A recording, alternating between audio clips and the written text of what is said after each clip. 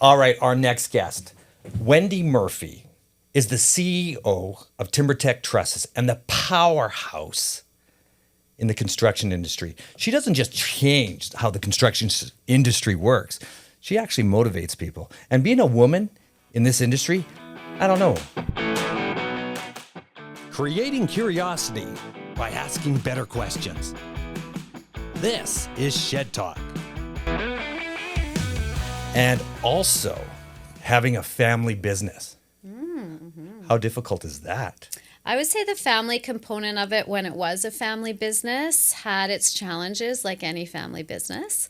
I would say in our family, though, it was never a challenge because I was a woman. I think it had a lot more to do with, I was the child of the founder. And I think, psychologically and emotionally in families, second, third generations, there's the dynamics that are super challenging, but never because I was the daughter or a woman, for sure. So when you talk about second or third generations going into it, okay, and not being necessarily the daughter, were you obligated in the family business to be a part of the business?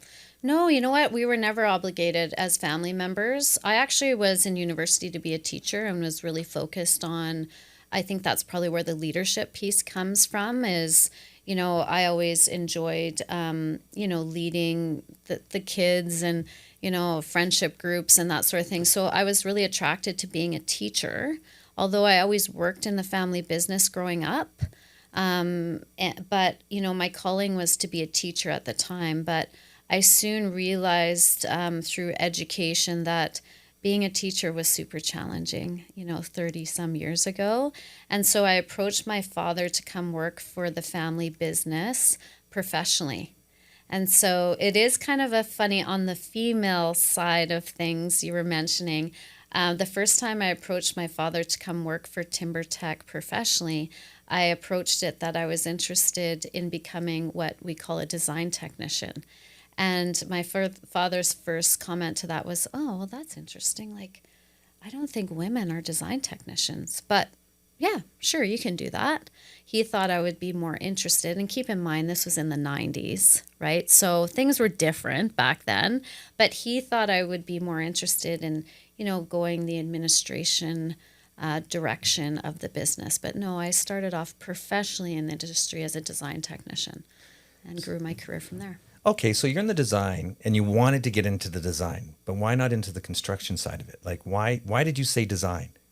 Well, I think a couple of reasons. One is growing up certainly was on the construction side of it. So, fortunately for myself, certainly I think where my skill set is and understanding the industry is growing up in a family business.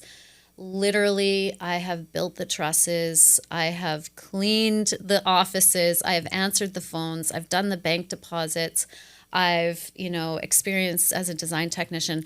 I think the construction side, when you're in your, mid to late 20s was a little bit intimidating, very physical for sure. But again, I think as a woman in the 90s, it just made sense for me to be on more the office side, but I did have the luxury and the benefit of understanding how those trusses and floor systems and things worked and how they were put together. So when you look at yourself and you go back 20 years ago, okay, or maybe 10, 30. No, we'll go to 30. Exactly, man, I could date myself. Right, Yeah. I know, yeah. So when you go back 30 years ago in the construction industry, and I really want to deep dive this because it's interesting for where we are today with women in construction, okay? Sure. It's more accepted, okay? And it's, trust me, it's not even close to where it should be. And then all of a sudden you're going back 30 years ago and you're in it and you're in the design aspect of it. What was the greatest challenges that you had with men? Well, I have to say it's interesting. I only started getting that question in the last couple of years. And so upon reflection, I've never really looked at myself or when people say, what are the challenges? Because I'm a woman, I don't have a comparable to what it would be like as a man in this role. I've always approached my position just as a professional. And what I have noticed certainly over the years, and I know you've experienced this too with EO and tech and YPO, is really once you understand that diversity really comes from your experience in life, whether, and that's part of being male or female for sure, you know, your cultural background, and certainly, you know, where you live, even in the country or North America, that diversity comes from that. I also think through the years, and now that I'm in my 50s, you know, speaking to so many other female leaders in other places of really the world, I believe our Calgary industry is very unique because I've really never had significant challenges in our industry. If anything, you know, I have a lot of male allies that I believe assist women in business. And I also believe it's really based on women who have really good vision on where they want to go professionally and understand what their values are as just as a human, you know. And I was very much focused on being a professional. I would say part of it was I was a young mother, so my former husband and I had a very strong relationship, and we had our children very young. And so, you know, one of the things I'm really proud of throughout the years is although I've really focused on my career, my relationship with my family and certainly my children has been my priority. And so I think that has assisted with one, having significant allies in the business. I think I've been able to connect with a lot of people on not only a professional level, but a personal level. And I think that brings value that maybe in the 90s and early 2000s, I could probably bring to a business meeting or a luncheon that maybe wasn't as acceptable for men to have those kind of conversations. And so, yeah, I think, you know, again, those challenges I think every man and woman have. I think it's how you handle them. So. Yeah, and it changes over years because we go back 30 years ago, and as I asked that question, how does it feel to be a woman in that situation as a young woman? And dealing with the older men, that would be, say, 50 years old, and you're a young 20-year-old back then. Now, fast forward to today, we're in our 50s, and now I'm a man, and I'm looking back and going, man, how I was treated back then to where I am now, the mental health issues and where we're at, is it's kind of like a switch. Yes. I think also, you know, I've always had a strong personality. So, you know, the team kind of tease a bit. They're like, you know, don't take her kindness as weakness. Because I'll tell you, one of the only stories I've really had was one of the first times I was called out to site to assist with a engineered floor system. So I was the design technician that designed the structural piece of the floors. And in those days, you know, as a design technician, you would go out and support the framer on how this was done. And in the day, you know, there was no steel-toe boots. You know, I walked out there with probably my, you know, high-heel boots and my, you know, blazer and outfit and my hair all done. And this is the only time I ever had an issue. And this was one of the first couple of years I was working in the industry.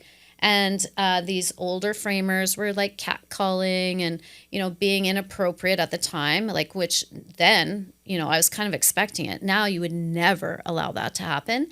But you go onto site, they're catcalling, and oh, you know, shouldn't you be home barefoot and pregnant and having babies?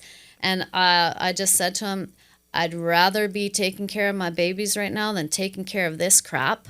Like, you guys have screwed up this whole floor system, and this is not how I designed the floor system. So would you like to come down and assist me with this, and I'll find some solutions for you?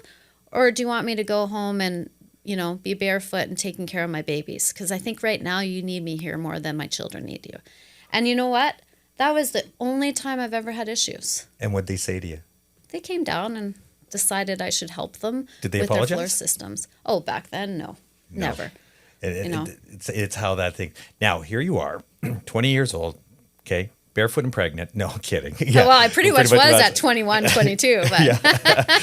And all of a sudden, now you're in the family business. Yeah. Now, the dynamics of a family business and young entrepreneurs in business and in family, like 90% don't work. And some people say, oh, I got to work with my dad or my father, sister, brother, and working into it. Mm-hmm. You basically were taking that business, and all of a sudden you started to acquire businesses and to expand. And you were the one doing that. Right. How was that transition to get to your parents to sell them on the idea? Yeah, I'm the dad. I'm just going to role play. Yeah. I'm your dad, and I'm going to say, yeah, this is how it's going to be. This, and you're coming in with the idea because you're all full of piss and vinegar. You're able to. You want to do this. You're doing this. Yeah, okay, whatever. And then all of a sudden, to be able to sell your dad on the idea of the mergers and acquisitions that you were doing at the time. Yes. So this was certainly developed over time. So again, being my father, the founder, the business began really in the late 70s and 80s. And as we all know, certainly business has transformed. And it's transforming quicker and quicker. It used to be, we all had, 10-year plans and 5-year plans. And, COVID hit and we had 5-day plans, And so, how this transition occurred was, business was changing. Our business is it's capital intense. And so, as you continue to grow the business and a ton of innovation and technology, as my father and my mother, because she was heavily involved in the business as well, they were both founders of the business, keeping up and being relative in the business was becoming more and more difficult. And so, in about the year 2022, 2023, I brought forward to our board, which is our family board of directors. We have other interests in other investments and that sort of thing. There's 5 of us. 5, okay. And so, at that point I said, listen, I think it's time that we have this discussion about looking at a liquidity opportunity for the family. My parents are in their mid-70s, and the vision I had for the business was far beyond where we currently were, and currently where my parents would get any type of return on any capital that I wanted them to invest in the business. And so, although it was a difficult decision, specifically for my father, and you and I have talked about this, is, a lot of people define themselves by their business, which we all do, and certainly he did too. And I think it was really difficult for him to make that decision to sell the business, because it was his identity. It's what he's worked so hard from. He really came from nothing, and he's been able to provide the community, very philanthropic,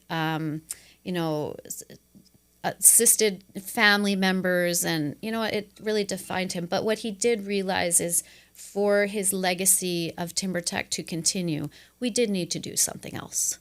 And so we went through the process in 2023, and we went through the process. We brought the company to market. We actually had 9 private equity groups from across North America that were interested, and put an expression of interest forward. And with MNP Corporate Finance, their assistance, we were able to narrow it down to a handful of private equity. No mistake, I made the right decision on partnering with a private equity group out of Saskatoon, which is Westcap. And we had a successful closing and full liquidity for the rest of the family members on December 31st, 2023. So before that, you're just getting into it. Mm-hmm. Where was the battle with the family members about doing it, not doing it, how much they're going to get? Because you look at your board of 5, because they're family members. Mm-hmm. Was there any time in there that you're doing that? Because you're going to have somebody against you. Yeah, your dad wants this. And as a family, as a group, we're all... It's interesting because we like to say it sounds pretty easy, but it's actually when you put it together, one wants more than this and that. How did you navigate that? Or was there an issue there? I'm assuming. No, you know what? Our family, specifically my parents, have done a really good job. We restructured the business about 6 years prior to that. I think what's surprising is I don't think specifically my parents thought that the business would get to where we were at in 2023. Like when they restructured the business, I would say that they probably didn't understand the potential and where the business was going to be, 6 years later. And how big was that? Yeah, it was fairly substantial. Yeah, like what, we had great representation. As you know, as a business owner and, as you operate your business, it's all about timing. It's about, having your business. I spent a lot of time since I took over as CEO in 2020, structuring the business based on my experience in being in tech and the business acumen and, all the professional development that's happened over the last 20 years, the career capital. I wanted to prepare our business, not for sale, but to run effectively and efficiently. And so all those efforts in 2020 to 2023, when I realized that, to bring this company and we could bring this company to the next level, it was time to have some finance support, some capital support, and it was going to be fairly major. I mean, we've had some major acquisitions here since 2023, which I'm sure we'll get into. But, also I didn't have, not that I didn't have the support, I just knew as a family business, it was going to be more challenging to move forward and build and continue being relevant in our wood manufacturing and prefab modular business than, getting the support from the family rather than, using private equity and, companies with, more analytics, more assistance with, leadership and moving forward to continue being relevant in the industry. And so, the business was set up, the structure was set up. So when the sale was complete and it was successful, it was very clear on, who was getting what. There was many discussions on, full liquidity. My brother was part of the business. He decided to retire. So it was more challenging actually emotionally for the family than anything else. So now that you're in it, you got out of it. So 2023, so we're 2025 now. So we go back years. Now you've been divorced for 5 years. Correct. And then going into this, and I'm going to deep dive this because going into having a divorce, going into an expansion with partners like this, was that ever an issue with them? Like going in with investments saying, okay, your personal life now is going to affect for you to go to the next level. Was there any issues in that sense? Not from a divorce standpoint. So one of the strategic, upon reflection, so when we were restructuring the business in 2017, the recommendation came forward from myself that we should create Post-Nups in our families. So ironically... So let's talk about what a post-nup is. Yeah, so instead of a prenup where you lay out, if this marriage doesn't work, this is what you're privy to and this is what you're not. And so you have an understanding going into a relationship, if this doesn't work out, we will share these assets from moving forward, like as we move forward in a relationship, but these assets are protected, say. And that's through your investors would be saying you need to have that in place, correct? Well, no, it was an internal decision. And what's interesting is we had decided to do this and there was no concern on my marriage. Right. It was my marriage at that time, I had been married 20 some years. At the time I thought was very stable, great relationship, great family dynamics. I wasn't set up for me. I was actually, just there's some dynamics with other family members. And so, but I was the first one with my former husband to go and get this done. And we had it done within the year. So what happened was, so the divorce wasn't an issue in 2020 because my divorce actually only cost me $750. And my divorce cost me $750 because, one, I did it myself through divorcees. Just a little shout out to divorcees. We shared the cost with my former husband. But what assisted our business was we had signed a post-nup a couple of years prior. And so what a post-nup is, you're already married, but the dynamics of our family estate and business were changing. And so, my family wanted to protect what has been created, the family wealth. And so to do that properly, you wanted to do what's called a post-nup. And so we worked with our lawyers and I had already everything protected. So it's interesting when you talk about post-nup and talk about so people that are getting married, prenup, and how difficult it is to have that conversation. Oh, I love this person very much, and I don't want a prenup. Here we go. And then going forward, here you are now doing it the other way. Is like, oh no, we're not going to like. How hard was that conversation? Like you looked at it that it wasn't an issue, but was that a hard conversation to have? To say, well, I'm here, there, but oh no, we're fine. Don't worry about it. We don't need to sign anything. We've been 25 years. And then lo and behold, it came through the back door. Was there a shock or a surprise and I listen to talk to listeners or people that are listening to this and going, oh, I never really thought about it. If my business is where it is today, right. What happens in the future? I always thought it was the past. We always look at the past that dictates our present, which dictates the future. Yeah. So it's interesting. So super easy talking about the prenups. So actually my children are now at the stage where, I'm expecting some engagements here coming up. And, they both own properties with their significant others. It's all about communication. And so our children I've always spoke to them about a prenup, but also we've openly spoke to their significant others on the why. So the prenup isn't set up where my children moving forward and everything they've established together with their significant others is the topic of the prenup. What the prenup is everything that I have created for our family business.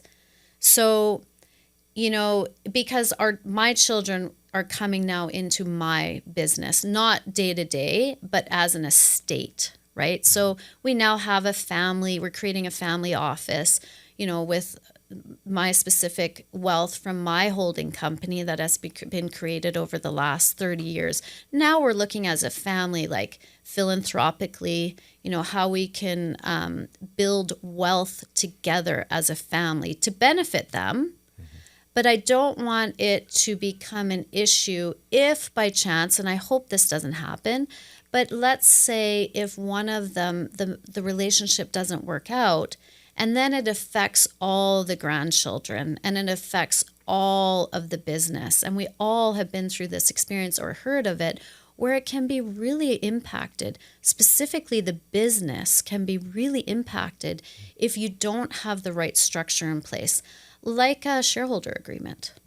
Mm-hmm. But we also have to be looking at our own setup of our own financial securities to protect the business. And I just feel like a good lesson was learned with our family with creating those post-nups. What was interesting in the post-nup is that because I think our relationship was in such a great place at the time, we also during that time decided to say, he gets his pension, I get everything that belongs to my holding company. And unfortunately, the marriage didn't work, but it was legal documents and we, everything was protected. So I think you have to just be open and have these tough conversations with your children, certainly with your business partners, but with your children, with your spouse, because you have to have those tough conversations. It's never a problem until it's a problem. Mm-hmm. So let's have the conversations before it's a problem. So was it awkward? I don't know. I'm a CEO. You own your own businesses. You have to have those tough conversations, and I just get more and more comfortable with having them. Hey, take a minute and smash that subscribe button, and let's get back to the episode. Being comfortable to be uncomfortable. Comfortable. Yeah. Oh, my close friend Darren says, you know what? You now are just comfortable with being uncomfortable.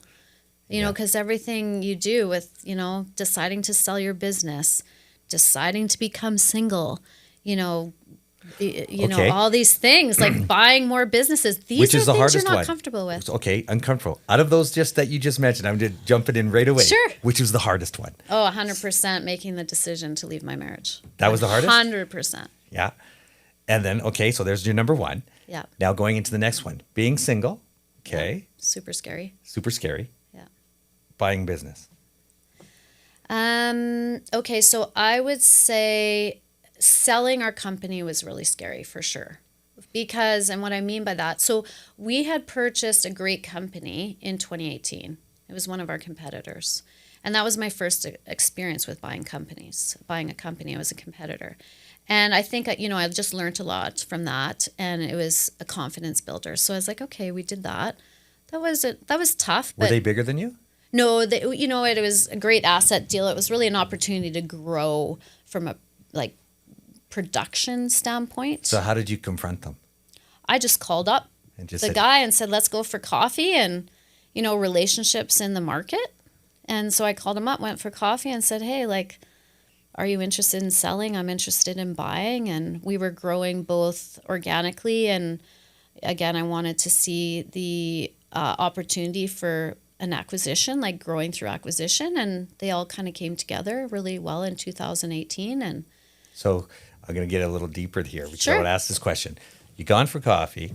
Yeah. And I always ask this question because there's a defining moment, that aha moment, that all of a sudden you've gone for coffee, you're sitting there, you're having this conversation back and forth.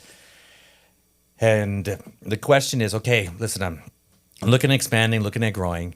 Would this be something that you'd be interested in? yeah. That 30 seconds of yay, nay, or whatever that is, and it's all of a sudden the light bulb goes on. What was that moment for you? Do you remember that? It's kind of like being in place at 9/11, you know where you were. When somebody says that one thing, do you remember it? Well, do you know what the aha moment was? Realizing that for us to grow and expand and scale, I needed to approach him. That was the aha moment. And it was like at 2 a.m. I'm like, why wouldn't I buy him? Why wouldn't I buy his, the actual real estate, the building, he's a great company. It would make sense to me. Right. But yeah, hearing from him that he was interested in it, I was like, yes, let's do this. Check mark. Check mark. And then all of a sudden it's like, what did I what do I do now? Oh no. Oh no. Then imposter syndrome. What did I do? Oh my gosh. Everybody and their dog is going to be all over me. So great. But what was really cool, and I know you've had this experience, is I belong to Tech Canada, the executive committee. And so that's a peer-to-peer group. I know you're an EO. Yep. I know we both are experiencing now YPO. Having that group of people behind you, one, that was the motivating factor and the confidence to move forward with doing it. Yeah. And two, it was so overwhelming, but you had the support behind you. So I had 12 business people behind me every step of the way that I could call. I could get experience from them, and you have to execute on it. So it was a great first experience, super challenging, of course, and then the market dropped, and lots of things happened since then, but that was my first experience. But I think from those experiences you just gain confidence, right? And you exude confidence. When you're listening to you and talking to you, and I've read your bio and I'm going through that, where you were, how you got there, and what you're doing. So here you are. So 2025. Okay, now you've taken over another company. What was it today? You've got another company that you just did another acquisition for. And when I start thinking about this, and I'm going, that's great. You've got the confidence. You've got this. What's been the greatest challenge? And we talked a little earlier about this, going from, I think, 78 employees back in the day to 200, literally overnight, 215. Is that about right? 275. 275. Yeah, a year and a half. We've gone from about 100 employees to 275. Okay, in a year. Let's talk about that. It hasn't really sunk in yet. No. Yeah. You know what it is? Besides payroll, yes. Okay, so it's all career capital. So it's everything in your life that has challenged you, that has put you in your place, who is, those situations that you taught, it wasn't failure. At the time, it may feel like failure, but it was such a learning experience. It was, and I'm going to say the biggest thing of the success, or if people see that as success, as an entrepreneur, you do, but it's the people and the teams that you create 100%. Because you and I both know, and everyone listening, you cannot do that on your own. And so I think that I've been very strategic, very fortunate to have a team of people that can bring these numbers, these acquisitions together. It's a massive team to make it happen. And I might come across as incredibly confident, and I feel confident because of the people I get to stand with every single day, for sure. And culture-wise, because you're really strong in culture and health and mindset, and you went to the Haskin School or Hoffman. Hoffman. Oh, we could talk a lot about that. Yeah. And so when you look at this and then that inner mindset, and now we look at, you've got great teams that you've put together, the culture now from one organization to another, because some probably didn't even have a culture, I'm assuming. And then all of a sudden putting those cultures together, has that been very challenging? Yeah, I definitely, you have to know your guiding principles. One, as the leader, but also what are the guiding principles of your organization?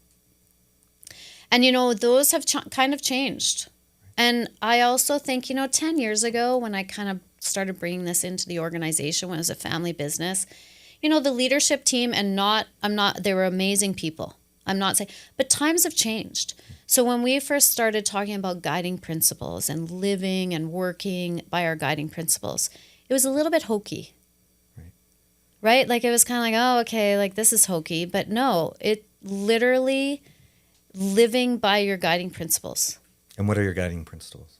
Okay, guiding principles are based on, community. No, this is yours, correct? No, this is the business. But they're very much in line with yours? Who I am. Because I, fortunately for me, was a family member.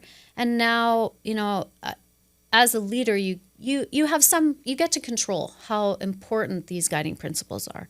And we talk about them, we make all of our decisions based on them.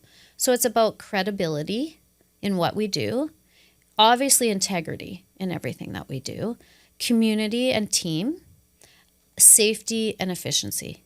And so we can break each of those down, but really the point is living and working effectively and by those principles.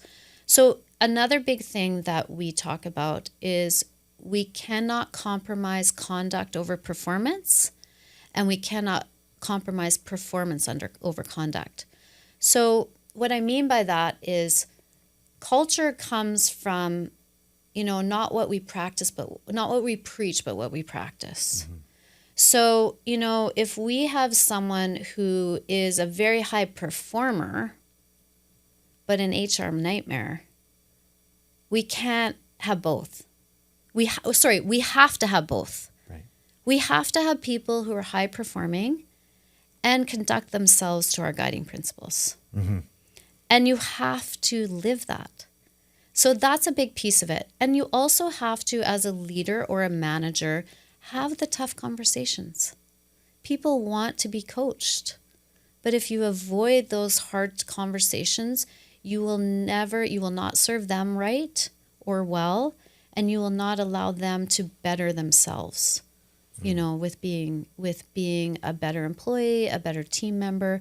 And the other thing is sometimes you're serving someone really well by letting them go because they just don't, they're just not in line with our company or our guiding principles, and we're serving usually them well by letting them go, and or them leaving, like letting them go, which is fine too. So I'm gonna jump over a bit. I want to get into this other question, is that employees, on an average in the construction industry are older, older men.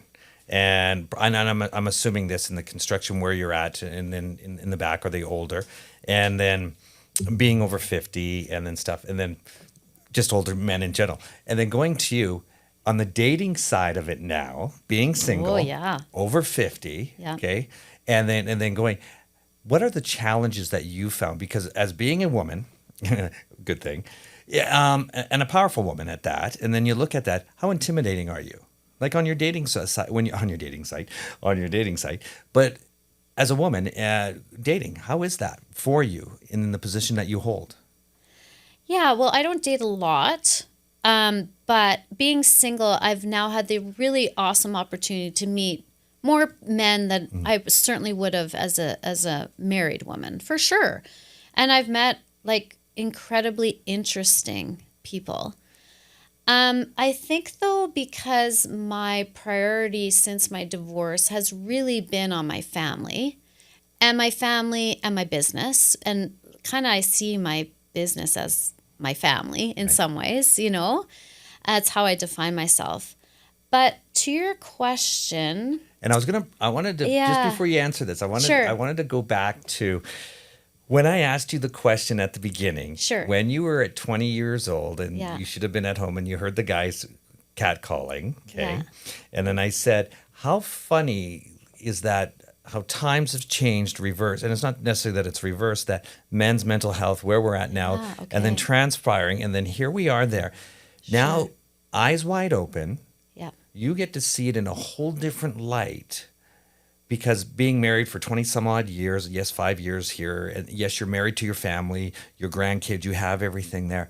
But that one spark, that one aha moment, and going, because you've never dated till you were younger, and then bringing back the past to where you are the future. yeah, And then, and same with guys. sure, And I use that avatar as guys as well. All of a sudden, been married, they're divorced, and their mental illness. I say mental illness, but where they're at, that's where I kind of leading the question towards. okay, yes, that's fair. Okay, to that point, this is my personal observation, is we're all Gen X. But the Gen X generation, and this is generalizing, that there is a little bit of confusion with men in their 50s and 60s. And it's not their fault. It's, we were raised that, the women are sort of at home taking care of the family. The men were out working, like our parents. Right. The men were out working, providing. There was usually some significant roles and responsibilities for the man and women. And then our generation came along. The women, certainly are more educated. We were taught, to lean in, and, we had more male friends and colleagues, and women are starting to have equal jobs. A lot of women I know are now making more money than the men. And I'd say, majority of men that I've met, this isn't all men, but, the mental health thing that we talk about and society talks about is, I think, that confusion where, now they're meeting women like maybe myself who are completely independent financially. They own their own home. They have great relationships with their children. And some of the men, have lost their identity a bit, or, like we were talking about earlier, live in a smaller apartment, or Finding their purpose. Yeah. Whereas before it was their careers and supporting their families and raising their kids. And I again, this is generally speaking, but men didn't focus on, having good friends outside their career and being involved in the community and, getting to know their children's friends and relationships, whereas women in general have done that. Yeah. And so now at 50, I'm 52, been single for 5 years, I have so much more of a purpose. And yeah, finding a person to share my life with would be amazing. But, the men, I think, are struggling a little bit. Yeah. They're confused a little bit because now they're meeting these women who don't need them or don't need to be taken care of. Yeah, because they look at where they were before, and then all of a sudden their wife's going, oh, well, the second divorce, third divorce, or whatever that is, the kids are gone, and then now finding purpose in themselves. And then how do they go out and meet somebody without being forceful? Or no, I don't mean forceful, but it's at the bar and drinking too much and singles clubs, and it's kind of like that wrong approach. Well, and I wonder if there's also a piece of it where there's confusion on I had this conversation with so many people now. It's like in your 50s, it's a different not expectation, but in our 50s, we're looking for a different type of person or relationship, not person, but different type of relationship than when we were looking in our 20s. And what would that be? I think it's more of an emotional relationship. In your 20s, it's like, okay, we're looking for potential, right? Like someone who you can grow up with and build a lifestyle with and have children with and, party with and travel with. And now in our 50s, it's kind of like I'm looking for someone who's compatible emotionally. And I think that's the other challenge is, again, and I'm not pointing fingers or anything. Like I love all men. It's just men who have worked a little bit on themselves can now have those deeper conversations. Because again, men in their 50s, and you and I have talked about it, you were kind of taught not to show your expressions and suck it up and deal with it. And, but what women are looking for now is a partner, emotional partner, and someone they have deep conversations with or can just have some fun with. And so we're looking for different people in our 50s and different types of relationships, certainly, more emotional connection on, intellectual level and emotional level. So how do you find them? Okay, take you as I'm using you as totally as an example. Yeah. Great question. What do you look for? Like, what do you look for? And then all of a sudden you're going, what I'd like to do, whatever that would be. How do you find a guy? Like, yeah, you know what? Because guys are saying the same thing. Yeah, how do I find a girl? Same thing. Well, dating sites, absolutely not. I can't. It's we tease about it, but also with people listening, obviously, as an entrepreneur and a successful, and when I talk success, there's different discussions on success, but for our society financially, I'm successful, you have to protect that. Yes. And also, but for me too, I'm looking for someone who can, enjoy my lifestyle too. One is I'm very busy and I'm focused on, my working with my partners and, our investors and our team, and their families, 275 employees and their families to make sure that our business is running well. That's not a 9-to-5 job. No, it's your full on. That's it. All the time. And so you definitely, I think most professionals would say that they're looking for someone who understands that. And it's interesting because that's your life. You live in that. That is who you are. My business is my life, and that is, you have to have someone that has to understand it, right? Totally get it. That other person's probably the opposite, is same as well, because they'd be in their life. You have to understand where they're coming from. So it's kind of like there's no yin and yang here, and finding that one person in that, it seems to be, it's almost just about impossible. Yeah. And it's like, because you're not looking for it. It's just, it has to be there. And then all of a sudden it just transforms into something, whatever that would be. So and people struggle with, I can't find a girlfriend. I can't have, this is hard. I can't believe it. They're all the same. It's like, what? Okay.